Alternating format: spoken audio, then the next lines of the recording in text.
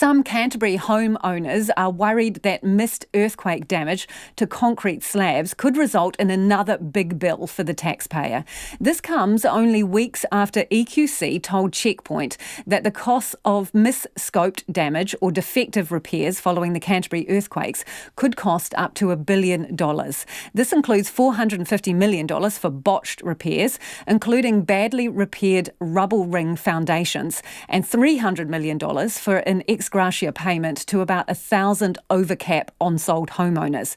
But some Canterbury homeowners who bought after the earthquakes and did do their due diligence are only discovering damage to their concrete slab foundations now. Logan Church reports. Tracy Glass hoped her 320 square metre West Mountain home, purchased in 2014, would have escaped lasting earthquake damage being out of the city. Our perception at the time was that the West Mountain area was relatively unscathed post-earthquake. Tracy got a building report prior to moving in. It said there was nothing wrong with the concrete slab foundation other than some minor cracking in the internal garage. Everything was fine until she went to renovate her ensuite in June this year.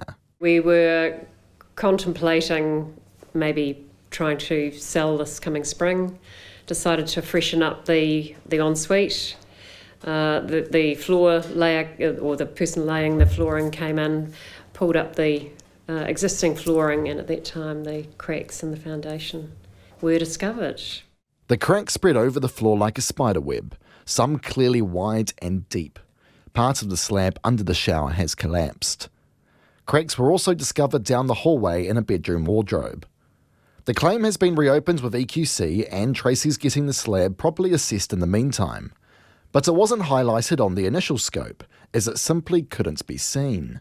They would have no way of knowing what was under the flooring. There was no moving, cracking in the jib or the exterior blockwork or paths. So to the naked eye, you would perceive that the rest of the house was fine.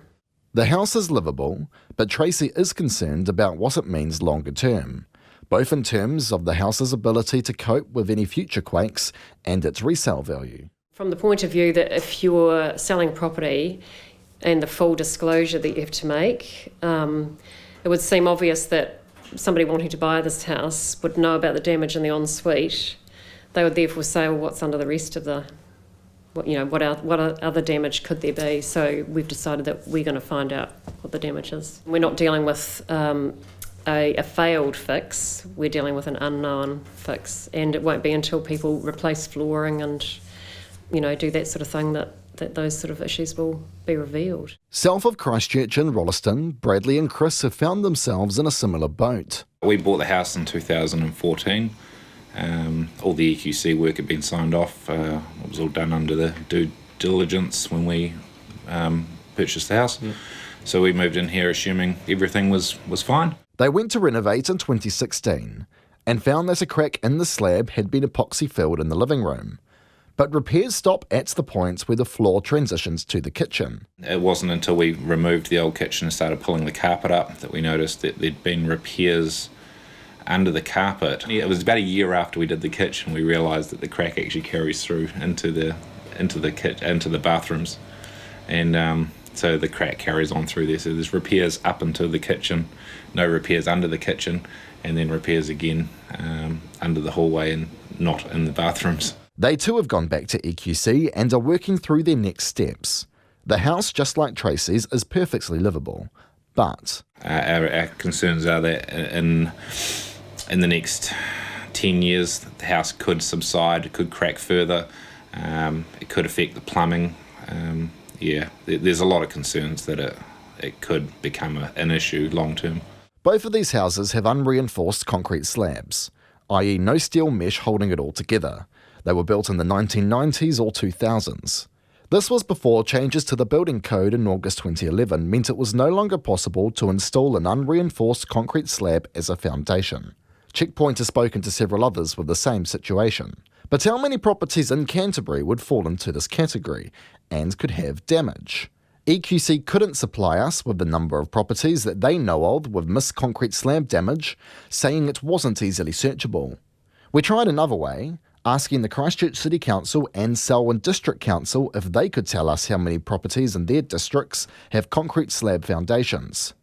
This information would be in individual building consent files. The Christchurch City Council says that data is not possible to get, while the Selwyn Council says they have it but can't collate it. But Christchurch carpet layer Mike Richards has seen this problem firsthand. With a lot of uplifts and new carpets being done, I've found that a lot of slabs have had cracks that to me look like earthquake damage, and in one case it was at least 15 to 20 mils wide, and I couldn't feel. Well, I put my ruler through the gap and it didn't hit anything, so the slab to me was completely broken. Mr. Richards, who's been in this industry for almost 2 decades, says there could be a large number of homes with concrete slab foundations with undiscovered earthquake damage. It would definitely be very large. I guess it depends on how old the houses are, because obviously everyone has the steel mesh in them now, so the slabs should be a lot stronger.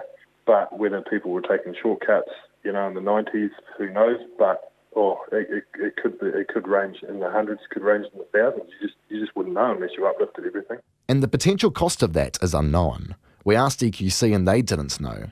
But Mike Richards says if homeowners discover cracking in their slab foundations that looks like earthquake damage, they should get in touch with EQC right away.